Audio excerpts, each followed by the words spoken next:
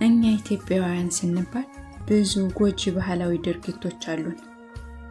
ከዛም ውስጥ አንደኛው እኔ ያለፍኩበትና የተጠበስኩበት ልጅነቴን የተቀማሁት ታሪኬ ነው። ታሪኬን ከመጀመሪያ በፊት አንድ ጥያቄ እናንተን ልጠይቃችሁ።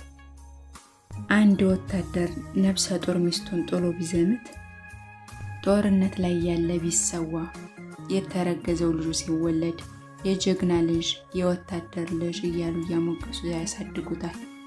በተቃራኒው ደግሞ አንድ ምስኪን ድሃ ነፍሰ ጡር ሚስቱን ጥሎ ወይ በአደጋ አሊያም በህመም ምክንያት ቢሞት የሚወለደውን ህፃን ልጅ አንተ እኮ አባትህ የሞተው እናትህ አንተን ነፍሰ ጡር ሆና ነው፣ አንተ ገፊ እያሉ ልብና ቅስሙን ልጅነቱን ይቀሙታል። እስኪ ለዚህ ጥያቄ መልስ ስጡኝ።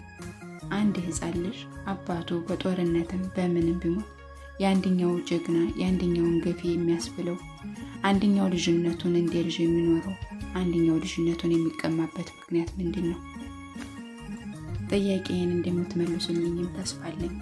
ወደ ታሪክ ልግባ። ሰላም፣ እንዴት ናችሁ? ደህና ናችሁ? ሀይ፣ ዛሬም በአዲስ ታሪክ መጥቻለሁ። የጥያቄውን መልሱትና ወደ ታሪኩ።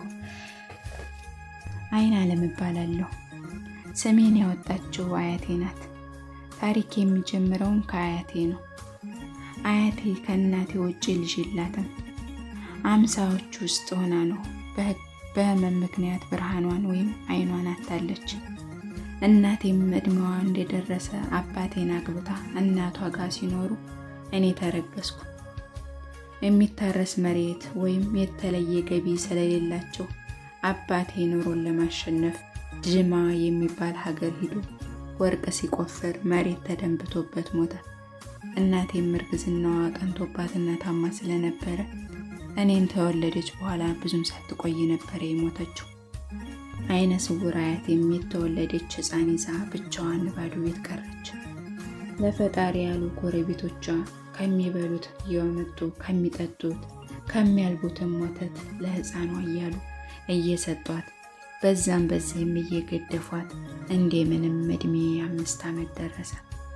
5 ዓመት ከሞላ ጀምሬ ለአያቴ ብርሃን ሆንኩ። እየመራሁ የፈለገችበት ወስዳታለሁ። አንዳንዴ አልፎ አልፎ መኪና የሚያልፍበት መስመር ዳር እየወሰድኳት እንለምናለን። ለፈጣሪ ያለ 5ም 10ም ይጥልብናል። በይበልጥ ግን በአቅራቢያችን የሚገኝ ወፍጮ ቤት እየሄድን እንለምናለን።